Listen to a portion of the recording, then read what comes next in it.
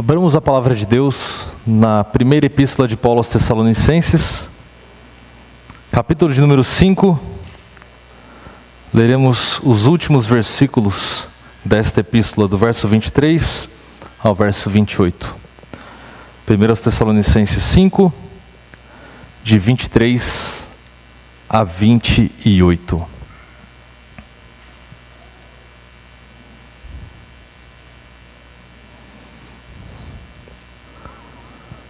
Assim diz a santa, inerrante e infalível palavra do nosso Deus, na primeira epístola de Paulo aos Tessalonicenses 5, 23 a 28.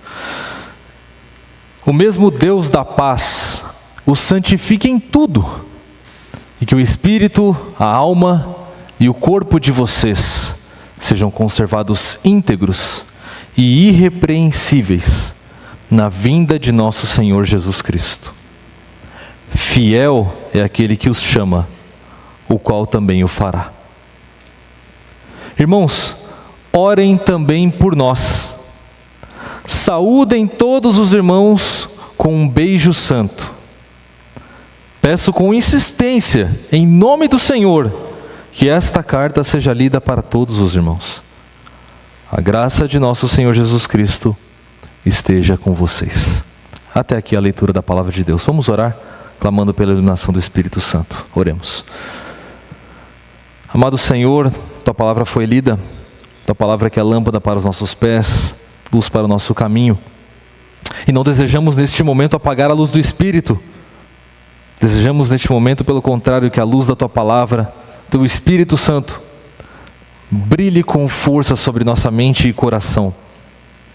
Para isso, Senhor, desvenda os nossos olhos a fim de que contemplemos as maravilhas da Tua lei. Dá-nos, Senhor, um coração que guarda a Tua palavra para não pecarmos contra Ti. Ensina-nos a nos deleitar na Tua palavra. Ensina-nos a entender, prestar atenção, aplicar essa palavra na nossa vida cotidiana. Ensina-nos, Deus, que a Tua palavra é alimento para nós e que dependemos dela dia e noite. E ainda mais no culto ao Senhor, nesta cerimônia solene em que renovamos a aliança com o Senhor.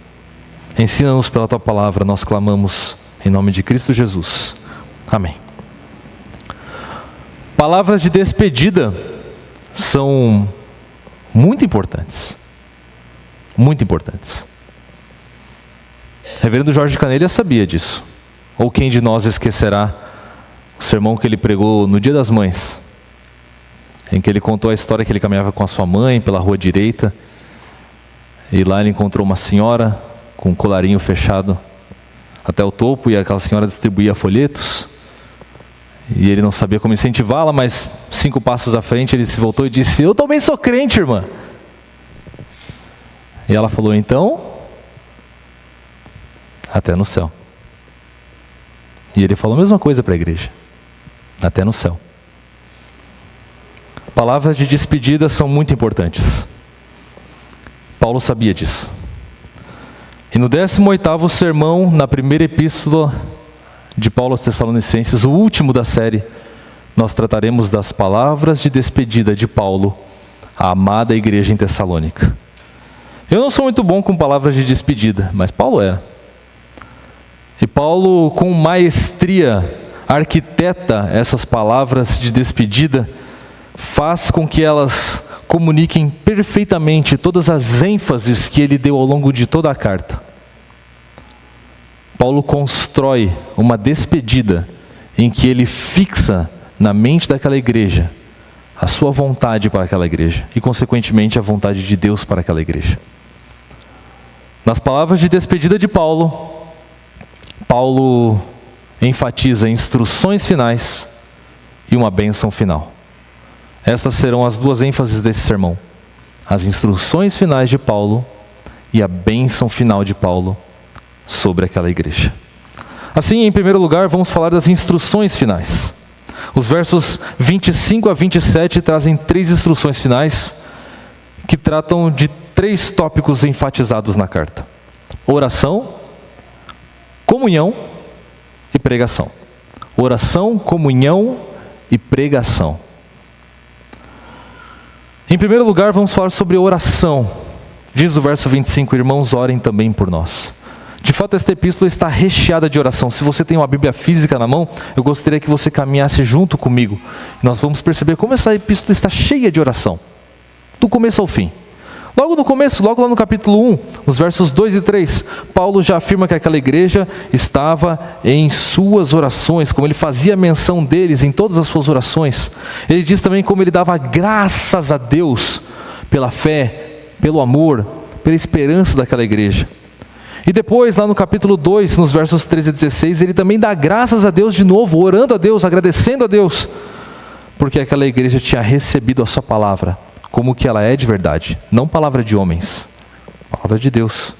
E lá no capítulo 3, de novo, nos versos 9 e 10, Paulo enfatiza que ele orava a Deus e clamava a Deus, noite e dia, para ver aquela igreja de novo, dando graças a Deus pela alegria que eles traziam ao seu coração. E de fato, dos versos 11 a 13, ele ora uma oração que nós vimos, uma oração de fé, amor e esperança. Fé no Senhor que os uniu, amor uns pelos outros e a esperança de vê-los novamente perfeitos no dia de Cristo Jesus. Não é à toa que quando nós chegamos ao capítulo 5, e nós estudamos isso nos versos 17 e 18, Paulo ordena à igreja, orem sem cessar e em tudo deem graças. E essa epístola, então, recheada de oração, termina com uma instrução sobre oração. Irmãos, orem também por nós. Eu acho isso aqui lindo demais. A gente vive num meio evangélico, num evangelicalismo, em que muitas pessoas acreditam que a oração do pastor tem poder. Eu vou naquela igreja porque lá ora e acontece. Eu vou naquela igreja porque lá o pastor vai botar a mão, vai fazer uma oração ungida, poderosa, vai abrir os céus, derramar as bênçãos de Deus, abrir a porta de emprego, o coxo vai andar, o morto vai se levantar, o cego vai abrir os seus olhos, é milagre, dor de cabeça some. Eu tenho que ir lá, é lá que a unção de Deus se manifesta. Aqui nós temos Paulo, o apóstolo Paulo, pedindo oração para a igreja. Paulo, se os irmãos se lembram bem, no livro de Atos, Paulo é descrito como aquele que ouviu o Cristo ressurreto, no capítulo 9. Paulo profetizou a cegueira de Elimas, no capítulo 13. No capítulo 14, ele proclamou ao paralítico em Listra, levanta. No capítulo 16, ele ordenou que um demônio saísse de um espírito de adivinhação saísse de uma escrava. No capítulo 20, ele abraçou o Eutico e viu que por meio dos seus braços Deus ressuscitou aquele homem. No capítulo 28, a palavra de Deus diz que Paulo curou o pai de Públio por meio da sua oração. É esse Paulo que pede orações para a igreja. Eu acredito então, em primeiro lugar, que este texto nos ensina que nós precisamos aprender a pedir oração, irmãos. A vida com Deus é uma vida de dependência, uma vida de aprendizado de dependência. Nós aprendemos com o Senhor a cada vez mais nos sujeitarmos e dependermos dEle e dos nossos irmãos. Dependermos dEle e do seu povo. O povo que Ele colocou para peregrinar junto conosco. Precisamos aprender a depender desse povo e das orações desse povo. A clamar a este povo por orações. E não tentarmos resolver as coisas com a nossa própria mão. Não, isso eu consigo fazer. Isso eu dou conta de fazer. Está tranquilo. Está tudo sob controle. Eu vou trabalhar, eu vou correr, eu vou fazer e tudo vai dar certo. E qualquer coisa eu oro a Deus aqui, eu na minha casa sozinho. Paulo não pensava assim. Na última instrução para esta igreja, ele pede, orem por nós. Precisamos aprender a pedir oração aos irmãos. Precisamos aprender a ir aos pequenos grupos durante a semana e abrir o nosso coração e falar, irmãos, está difícil. Irmãos, coisas estão acontecendo na minha vida. Eu preciso que os irmãos orem por mim. Orem por questões de saúde. Orem por questões profissionais. Orem por questões familiares. Orem pelo meu coração. Orem pelas tentações que eu tenho enfrentado para que Deus me dê forças. Precisamos aprender a viver em dependência de Deus, independência do seu povo. Então não somente ore ao Senhor, Mas não somente ore, peça orações.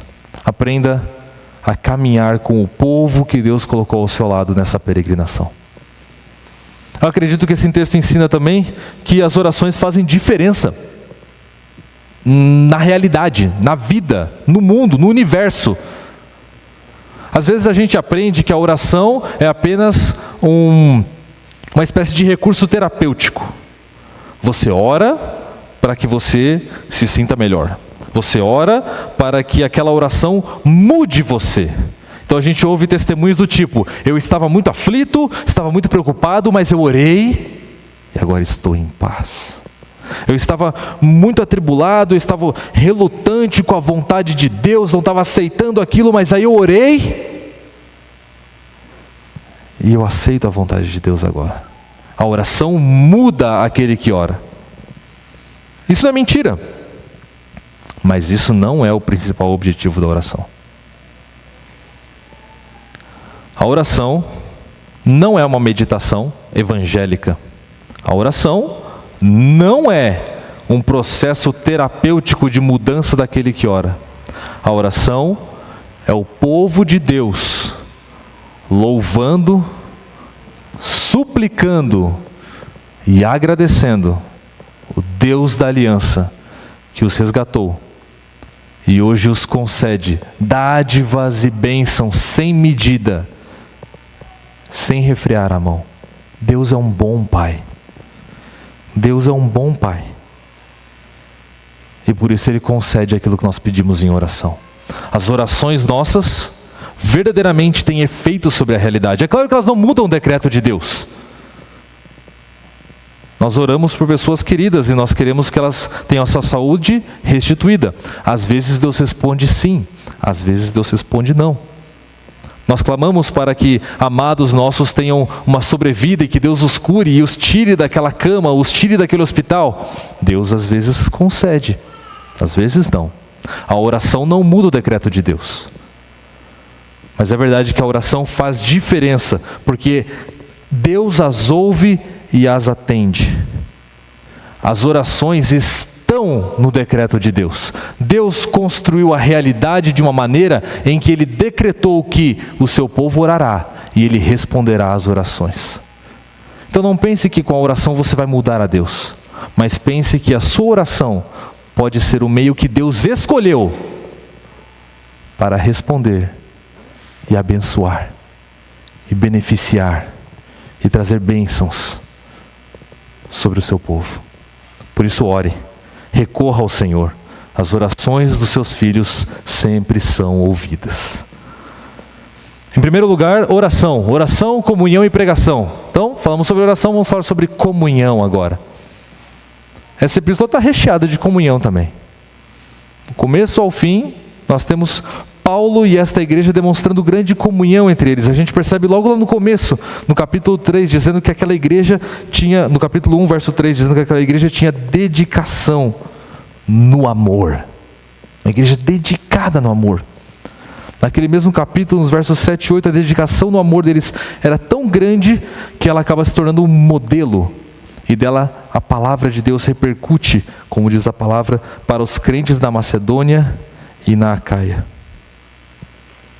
Nós percebemos no capítulo de número 2 que Paulo trata a sua relação com a igreja como se fosse uma mãe com os seus bebês de colo, ou como se fosse um pai instruindo os seus filhos.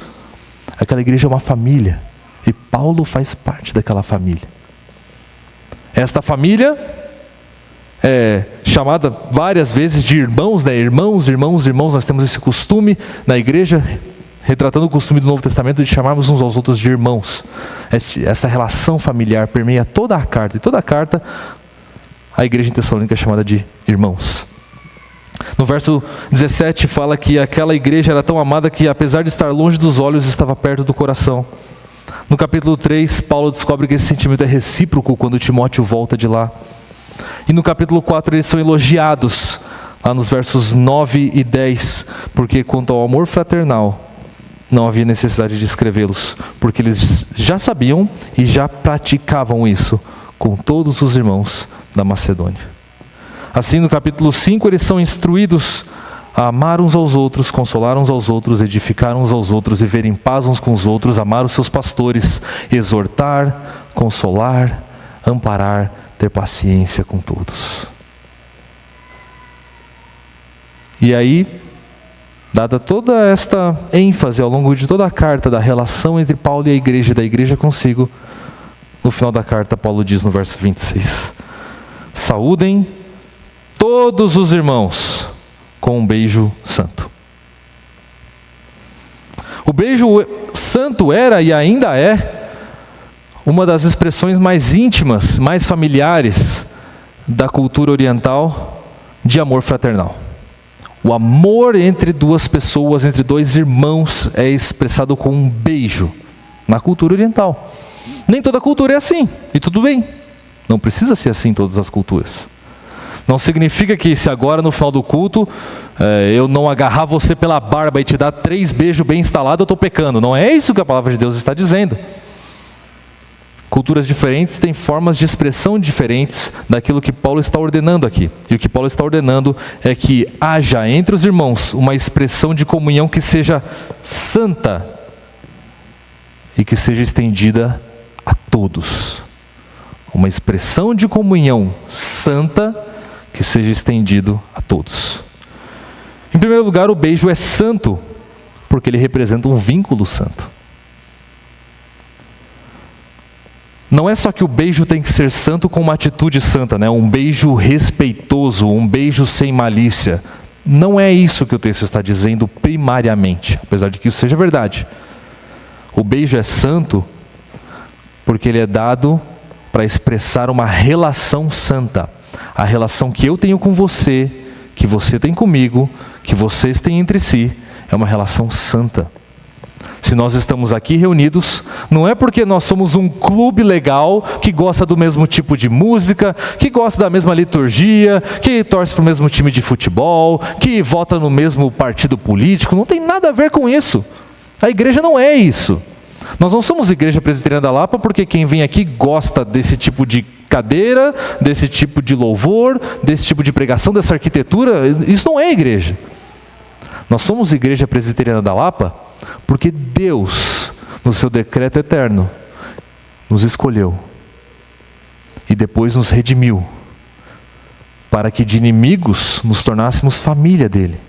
E agora, adotados por Deus nessa única família, Deus deu do seu Espírito Santo a todos nós, e nós somos unidos com laços fraternais, porque nós somos unidos a Cristo Jesus. O fundamento da salvação na teologia reformada é a união com Cristo. Você é unido a Jesus, e isso é um mistério que não tem como descrever com palavras, não tem como a gente expressar isso com precisão. É uma união mística de você com o seu Salvador, de tal maneira que quando Deus olha para você, Deus olha através de Cristo.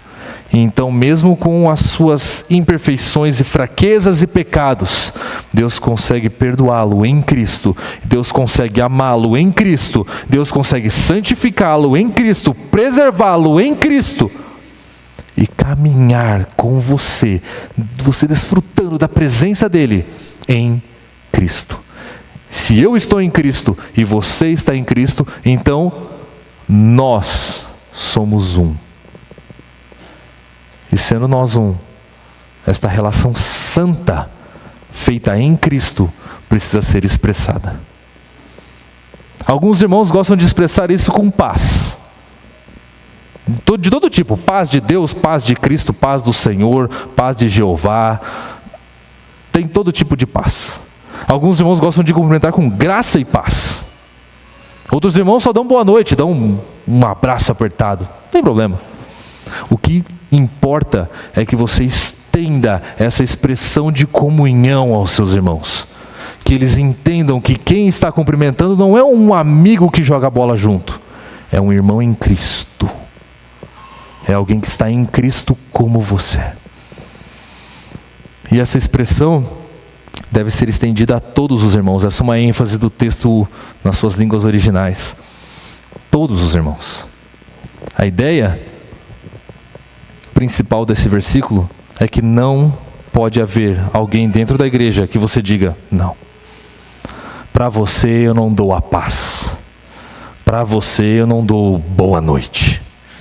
Você eu não quero ver, eu não quero conversar. Você senta naquele canto, eu sento neste canto. Eu não tenho nada com você. Eu não lhe devo um abraço, não lhe devo satisfação, não lhe devo nada da minha vida. Nós estamos na mesma igreja, mas a minha vida não tem nada a ver com você. Isso não existe na igreja. A ênfase do texto é: saúde todos os irmãos. E nós sabemos que provavelmente essa igreja sofria com algumas divisões internas, ou pelo menos princípios disso, porque Paulo enfatiza que os irmãos deveriam amar os seus pastores e deveriam viver em paz uns com os outros e ter paciência uns com os outros. Isso dá a entender que talvez essas coisas estavam faltando naquela igreja. Talvez essas coisas estejam faltando nesta igreja. Então o que a palavra de Deus nos ordena hoje é: estenda a expressão da comunhão em Cristo a todos os irmãos. Todos eles. É claro que existem afinidades na igreja. É claro que existem pessoas com as quais a gente conversa mais. E a gente está mais próximo. Isso é natural. Isso é saudável. Mas isso não significa que eu vou desprezar uma parcela do corpo de Cristo, porque em Cristo morreu. Cristo derramou o seu sangue por ele também. Então saúde a ele também, com santidade. Oração, comunhão e pregação. Oração, comunhão e pregação são as instruções finais de Paulo. E Paulo fala sobre pregação no verso de número 27. E de fato em toda a carta está recheada de pregação também. Logo lá no capítulo 1 ele fala que a palavra de Deus chegou até Tessalônica no poder do Espírito e em plena convicção. E essa palavra repercutiu a toda a Macedônia a partir daquela igreja. Capítulo 2, versos 1 a 12, foi um sermão inteiro intitulado Reconheça a verdadeira pregação do Evangelho. Paulo queria provar àqueles irmãos, no capítulo de número 2, que ele não era um mercenário, que ele não era um sofista, um mentiroso, alguém que veio para enganá-los e levar o seu dinheiro embora. Paulo demonstra que a palavra de Deus era o conteúdo daquilo que ele lhes falava. E nos versos 13 a 16 desse mesmo capítulo, Paulo louva a Deus porque eles acolheram a palavra como que ela é, palavra de Deus. Mesmo em meio ao sofrimento, mesmo em meio à perseguição, eles abraçaram a verdade da pregação do Evangelho. E assim então no capítulo 3, Paulo diz que deseja novamente ir àquela igreja para vê-los pessoalmente e suprir o que ainda falta à fé daqueles irmãos. No capítulo 4, Paulo começa a falar sobre o amor e ele fala na autoridade do Senhor. No capítulo de número 4, verso 1, ele os exorta no Senhor. E no verso 15, ele pela palavra do Senhor os declarava. Paulo enfatiza: a palavra de Deus é a minha palavra é a palavra de Deus. Ele sabia que ele tinha autoridade apostólica para falar em nome de Deus. E é por isso que a última instrução da sua carta é, verso 27, peço com insistência, em nome do Senhor, que esta carta seja lida para todos os irmãos. E aqui, meus irmãos, eu preciso expressar que a tradução antiga era melhor do que a nova. A tradução antiga, da Almeida Revista Atualizada, segunda edição, trazia o texto assim: conjuro-vos pelo Senhor, que esta epístola seja lida a todos os irmãos. A ideia de Paulo não é pedir com insistência. Paulo não está pedindo com insistência. Paulo está conjurando aqueles irmãos. Ele está colocando aquela igreja sob juramento. É como se ele dissesse para eles: vocês jurem pelo Senhor que lerão isto aqui no culto perante todos os irmãos. Aquela igreja estava sob um juramento no Senhor que não poderia ser quebrado. A palavra de Deus teria que ser lida no culto. Nós estamos sob o mesmo juramento. Quando nós aqui nos organizamos como igreja 100 anos atrás, nós nos colocamos sob o mesmo juramento. Neste púlpito é a palavra de Deus que é lida.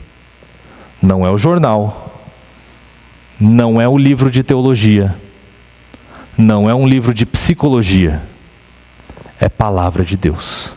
Neste púlpito, o que é pregado é a palavra de Deus.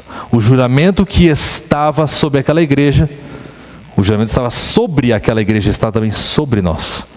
Nós estamos vinculados ao Senhor pela sua aliança, e o Senhor administra a sua aliança pela pregação da palavra. Quando o homem, o vaso de barro inútil que está neste púlpito, abre a palavra de Deus e expõe esta palavra, Deus está administrando a sua aliança por meio disso. Quem é suficiente para essas coisas? Não eu, não você, não o reverendo Sérgio, ninguém. Mas é assim que Deus escolheu fazer. E nós juramos ao Senhor que é assim que nós faremos todos os dias. Neste púlpito, quem governa é Cristo pela sua palavra. E por causa disso nós precisamos zelar por este púlpito. Precisamos zelar para que a palavra de Deus governe o culto do Senhor e governe as nossas vidas durante a semana. Paulo é um pai amoroso. E um pai amoroso não poderia dar palavras de despedida melhores do que esta: oração, comunhão e pregação. Esta é a instrução final de Paulo para esta igreja. Este é o foco do apóstolo e é o foco da vida cristã. Que este seja o foco também da IPELAPA. Se em primeiro lugar tratamos das instruções finais, agora trataremos da bênção final. E a bênção final é expressa nos versos 23 e 24 e no verso 28. É um padrão conhecido dos irmãos, eu já expliquei sobre isso para os irmãos. É um padrão quiasmático, é um quiasmo. O que isso significa? Significa que as coisas que estão no começo e as coisas que estão no fim estão relacionadas. Onde está a ênfase? A ênfase está no meio delas. Eu ilustrei com esse arco aqui ainda, quando eu fiz uma pregação, um sermão aos irmãos em Colossenses. Paulo começa com bênção e termina com bênção, porque a ênfase dele são as instruções finais. Paulo está mostrando que naquilo que ele saúda os irmãos, o principal de tudo que ele quer que eles guardem é a oração, a comunhão e a pregação. Mas agora nós precisamos tratar desses textos da bênção que Paulo dá aos irmãos. Então leiamos os versos 23, 24 e 28. O mesmo Deus da paz os santifique em tudo, e que o espírito, a alma e o corpo de vocês sejam conservados íntegros e irrepreensíveis na vinda de nosso Senhor Jesus Cristo. Fiel é aquele que os chama, o qual também o fará. A graça do nosso Senhor Jesus Cristo esteja com vocês. Paulo termina a sua carta com uma bênção, e a carta tinha que ser lida, o que significava que a leitura da carta terminava com uma bênção. É por isso, dentre outras coisas, como a liturgia da sinagoga, que os nossos cultos terminam com a bênção apostólica. Nossos cultos terminam com a bênção, porque as cartas terminam com bênçãos também. Então, no final do culto, o pastor impõe as mãos sobre a igreja, e como administrador da aliança de Deus, ele impetra uma bênção sobre os irmãos. Veja que Paulo fala: a graça do nosso Senhor Jesus Cristo esteja com vocês. O mesmo Deus da paz os santifique em tudo. Paulo está falando à igreja. Paulo não está orando a Deus, ele está falando à igreja. É uma bênção sobre a igreja. A bênção de Paulo enfatiza uma santificação total, evoca sobre eles uma santificação total. O mesmo Deus da paz os santifique em tudo, completamente. Que vocês sejam completamente santificados pelo Senhor. De fato, ao longo da carta, Paulo já havia orado a Deus para que eles crescessem em amor, a fim de que o seu coração fosse confirmado em santidade. E Paulo já havia dito que a vontade de Deus para eles era santificação, que Deus os havia chamado em santidade, e agora ele os abençoa com esta mesma santidade. Antes de explorarmos outros aspectos do texto, eu gostaria de explorar a tríplice menção de espírito, alma e corpo. Porque existem alguns irmãos que olham para esse texto e usam este versículo como base para a ideia de que o ser humano então é dividido em três partes. O ser humano tem um espírito, uma alma e um corpo. O problema que surge dessa divisão é a grande questão que ainda carece de resposta. Qual é a diferença entre alma e espírito? Alguns irmãos dirão o seguinte: a diferença é muito clara. O corpo volta ao pó O espírito volta a Deus e a alma vai para o inferno ou vai para o céu. Está aí. É assim que funciona. Então o corpo volta ao pó, o espírito volta a Deus, e a grande questão da sua vida é para onde vai a sua alma. O problema é que o testemunho bíblico não sustenta esta explicação. Quando nós olhamos para Apocalipse, João diz que viu debaixo do altar as almas dos santos. Quando nós olhamos para Hebreus, o autor aos Hebreus diz que quem está lá são os espíritos dos justos santificados ou aperfeiçoados. Então o que está no céu são as almas ou os espíritos? Sim, os dois. Neste caso, os dois são a mesma coisa. Alma e espírito são a mesma coisa. Aí outros trazem outra explicação. Não, peraí. Na verdade o negócio é o seguinte. É que o corpo, né, a nossa parte material. O espírito é aquilo que adora a Deus. E a alma são os sentimentos, né? Quando você fica triste, ou fica feliz, ou fica chateado, ou fica irado, aí é a alma. O problema é que o reverendo Sérgio pregou hoje o Cântico de Maria. E o Cântico de Maria diz que quem engrandece é o Senhor? A sua alma. A minha alma engrandece ao Senhor e o meu espírito se alegra em Deus. É o contrário da explicação que é dada. É a alma que engrandece e é o espírito que se alegra. De fato, Jesus é retratado pelo apóstolo João como alguém que, no capítulo 12 do seu evangelho, tinha uma alma angustiada, e no capítulo 13 do evangelho tinha um espírito angustiado. Alma angustiada e espírito angustiado. Qual é a diferença? Não tem diferença. Alma e espírito são termos intercambiáveis na Escritura Sagrada. Então a conclusão é que o testemunho bíblico como um todo é de que espírito e alma são termos intercambiáveis para a mesma coisa, que é o homem interior, a parte imaterial do ser humano. Então por que Paulo usa os três termos aqui? Por que Paulo fala de espírito, alma e corpo? A melhor explicação para isso é que Paulo está fazendo uma coisa muito semelhante àquilo que Jesus está fazendo quando ele cita o primeiro e grande mandamento. Amarás o Senhor teu Deus de todo o teu coração, de toda a tua alma, de toda a tua força e de todo o teu entendimento. O que Jesus está mandando a gente fazer? Amar a Deus com 4 coisas? Não, Jesus está mandando a gente amar a Deus com tudo o que nós temos. E ele começa a empilhar palavras que são sinônimas para expressar, é com a integridade do seu ser que você ama a Deus. Qual é a diferença entre coração, alma, força e entendimento? Muitos tentam fazer diferença entre essas coisas. Não tem como fazer. Essa é a verdade. Não tem como fazer. Porque Jesus não queria que a gente fizesse essa diferença. Jesus queria que a gente entendesse que tem que amar a Deus com tudo. Paulo quer a mesma coisa. Paulo não quer que você fique elucubrando sobre qual é a diferença entre espírito, alma e corpo. Paulo quer que você entenda que tudo o que você tem deve ser santificado por Deus. E que Deus santificará tudo o que você tem. O seu espírito, sua alma e o seu corpo serão conservados íntegros e irrepreensíveis na vinda do nosso Senhor Jesus Cristo. Nada pode ficar de fora da santificação de Deus. Nada.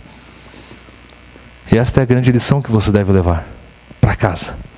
Nada foge da santificação do Senhor. A sua área profissional não está distante de Deus. A sua área familiar não está distante de Deus. A forma como você fala com a sua esposa, com o seu esposo, com os seus filhos, a forma como você trata os seus empregados, os seus empregadores, a forma como você lida com as finanças, a forma como você lida com os seus bens, a sua casa, tudo o que você tem, que Deus santifique. Tudo. Nada escapa do domínio do Senhor. Não tem nenhuma área da sua vida que você possa esconder de Deus. E não tem nenhuma área da sua vida que você possa dizer, aqui Deus não dá conta. Deus não consegue fazer isso. Isso aqui não tem mais jeito. É impossível que Deus resolva esse problema. Nada escapa do poder do Senhor. Que o Deus da paz o santifique em tudo. Tudo será santificado por Deus. Tudo. tudo será santificado por Deus. Esta é uma outra ênfase do texto.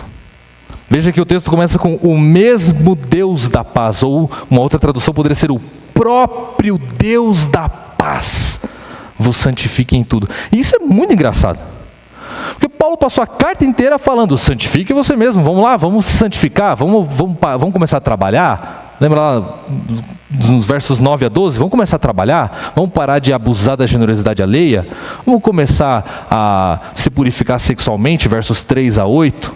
Vamos parar de defraudar os irmãos, vamos parar de usar vestes impróprias, vamos começar a santificar os nossos leitos, os nossos casamentos, fugir do adultério, fugir dos olhares impuros. Paulo conclama a igreja a santificação do começo ao fim, e agora no final ele diz: e que Deus os santifique. E a cabeça buga, né? Puxa vida, sou eu que me santifico ou é Deus que me santifica? Sou eu que me santifico ou é Deus que me santifica? A resposta é isso mesmo. Deus te santifica e você se santifica. A santificação é uma obra da qual você é totalmente responsável e sobre a qual Deus é totalmente soberano. A responsabilidade é toda sua. É você que tem que fazer, é você que tem que buscar os meios de graça. Você precisa recorrer à palavra de Deus, recorrer à oração. Você precisa matar as obras do velho homem, e você precisa revestir-se das obras do novo homem. O velho homem é Adão, o novo homem é Cristo Jesus. Você mata as obras do velho homem e reveste-se das vestes de justiça de Cristo Jesus. Mas quem faz isso é Deus. É como se você fizesse todas as coisas, passasse o dia orando, lendo a palavra de Deus, meditando, memorizando, trazendo a palavra de Deus à sua mente, resistindo às tentações, fugindo do diabo, e no final do dia você se coloca de joelhos e fala: obrigado, Senhor, porque o Senhor me santificou e me preservou do pecado no dia de hoje. É Deus quem efetua em vocês o querer e o executar, como Paulo escreveu aos Filipenses. Você fez e Deus fez. Não tem separação. Deus faz quando você faz e você faz quando Deus faz. Não é que Deus faz uma parte e você faz outra parte. Deus faz e você faz ao mesmo tempo, sem separação e sem mistura. Esta é a santificação cristã. Você é responsável, mas Deus é soberano, totalmente soberano. Então agora a ênfase é na soberania de Deus. Na bênção, Paulo quer lembrar aos Tessalonicenses que em última instância é Deus quem está fazendo a obra. E nós precisamos ser lembrados disso também. Todos nós que estamos lutando com a santificação, e por vezes vemos nos nossos membros uma lei agir que não parece aquela que nós amamos. Nós amamos a lei de Deus no homem interior, mas no homem exterior vemos coisas que nós não gostaríamos de ver, fazemos coisas que não gostaríamos de fazer. E se esta é a sua luta, a bênção de Paulo vem lembrá-lo de que no último parâmetro, em última instância, no final das contas, é Deus que está trabalhando em você. E se Ele começou, Ele vai terminar. Deus já está fazendo e Deus continuará a fazer. Ele começou a boa obra, uma obra de graça e misericórdia, e Ele vai completá-la até o dia de Cristo Jesus. Na vinda de Cristo Jesus, você experimentará o que é ser completamente irrepreensível. E Ele é chamado de Deus da paz. Paz não significa ausência de guerra. Paz é a shalom hebraica, é a restauração da criação. Paz é a ausência de pecado e a ausência de morte. Paz é reconciliação com Deus.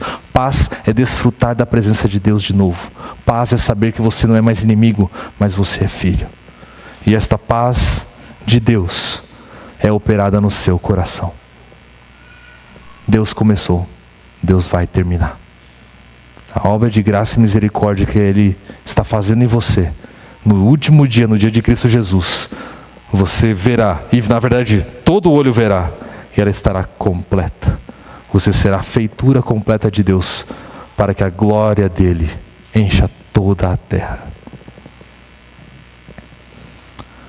E esta graciosa obra nos conduz ao último ponto da bênção, que é o verso 28. A graça do nosso Senhor Jesus Cristo esteja com vocês. Toda vida cristã é uma vida baseada na graça de Deus. Graça é favor. E nós precisamos do favor de Deus em todas as instâncias. Deus foi favorável conosco quando na eternidade Ele escolheu você. Sem motivo nenhum. Nós não sabemos o conselho de Deus, mas sabemos que Ele elegeu você.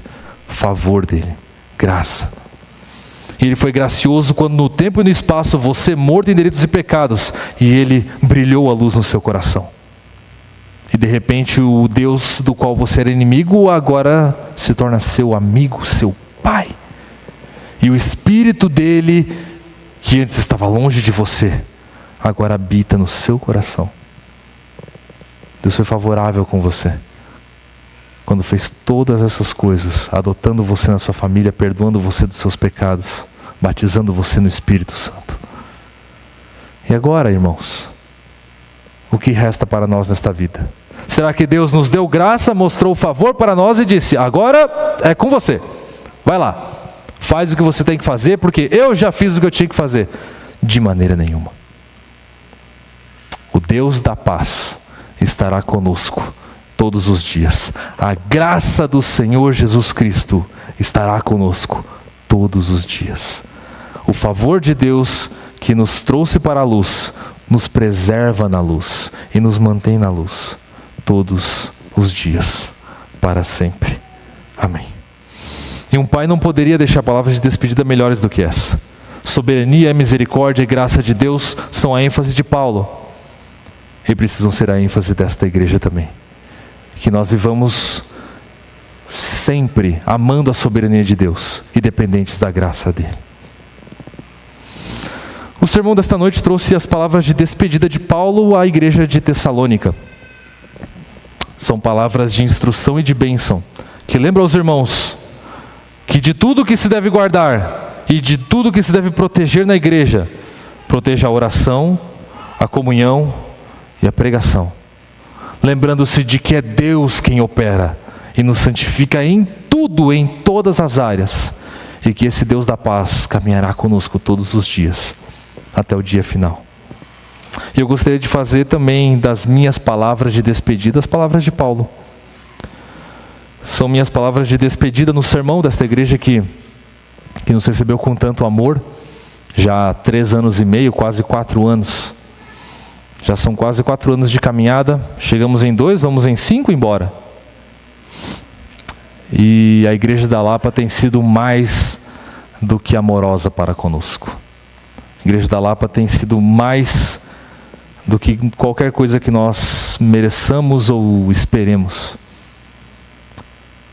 E é com grande alegria no coração que nós levaremos cada um de vocês em nossas orações e em nosso amor. E nós esperamos que as palavras de Paulo aos Tessalonicenses sejam as palavras entre nós também. Que ainda que estejamos longe dos olhos, estejamos sempre perto do coração. Então, irmãos, orem por nós. O trabalho presbiteriano no sul do país é difícil, é duro. Eu estou voltando para a maior cidade do estado, de Santa Catarina. São 600 mil habitantes. Nós temos 13 igrejas. Não 13, 3 igrejas presbiterianas. O estado do Rio Grande do Sul não tem um sínodo completo para ele só. Existe o estado do Rio Grande do Sul e mais metade do estado de Santa Catarina que compõe um sínodo. Só São Paulo tem quantos sínodos? 4, 5, 15? Nós temos 1 para 2 estados. Na verdade, nós temos mais outro também. Orem por nós. Nós não somos suficientes para essa obra e de maneira alguma podemos fazer essas coisas pelo nosso braço. Então nós carecemos das orações dos irmãos. Porque nós sabemos que Deus responde às orações desta igreja. Lembrem-se de nós em suas orações. Irmãos, vivam a comunhão plena do corpo de Cristo. Saúdem a todos os irmãos com a graça e com a paz de Cristo Jesus. Que todos os irmãos desta igreja sintam-se unidos e abraçados uns com os outros. Seja no pequeno grupo, seja no discipulado, seja nas sociedades internas. Nós vivemos coisas maravilhosas nesses 3 anos e meio. PG Roma, sexta-feira, sempre aqui subindo essas escadas. E a gente podia aplicar a palavra de Deus no nosso coração. E tudo era uma delícia, inclusive o lanche no final. É gostoso demais provar desta comunhão dos santos que Deus nos dá. Irmãos, vivam isto. Vivam isto. Não se isolem na caminhada cristã. Deus colocou você numa peregrinação de um povo que saiu da Babilônia e está indo para Nova Jerusalém. Caminhe com este povo. Caminhe como povo de Deus em direção à Nova Jerusalém. E por fim, irmãos, guardem este púlpito para que nele seja sempre lida e exposta a palavra de Deus com fidelidade. É assim que nós temos feito isso. Eu espero que os irmãos tenham se apaixonado pela Escritura Sagrada e pela teologia bíblica, assim como eu me apaixonei. É maravilhoso ver como Jesus Cristo é o sim e o amém de todas as promessas de Deus. E como nós, graciosamente, somos herdeiros dessas promessas. É maravilhoso ver que a palavra de Deus fala conosco por meio do poder do Espírito. E é maravilhoso ver como esta palavra de Deus nos sustenta. No dia em que a palavra de Deus se apartar dessa igreja, essa igreja deixa de ser igreja. Que Deus nos livre disso. Que Deus nos livre de ver as ovelhas de Cristo fugindo e só os bodes ficando. Guardem este púlpito, guardem a palavra de Deus com toda a sua vida. Entreguem a sua vida para que a palavra de Deus sempre governe esta igreja como tem governado até o dia de hoje. E nisso tudo, que o próprio Deus os abençoe. Que o próprio Deus os guarde e os santifique em tudo, em todas as áreas da sua vida. E que na vinda de Cristo Jesus, todos nós nos encontremos novamente ressurretos, perfeitos em Cristo, para louvar o Senhor por toda a eternidade. Que Deus vos guarde pelo seu poder e no seu amor. Amém. Muito obrigado por nos acompanhar até o final desse vídeo. Para receber mais reflexões e ficar por dentro dos próximos conteúdos, te convidamos a seguir as nossas redes sociais que estão na descrição. Alguns vídeos aparecerão na tela, caso queira continuar nos assistindo. Abraço e até a próxima!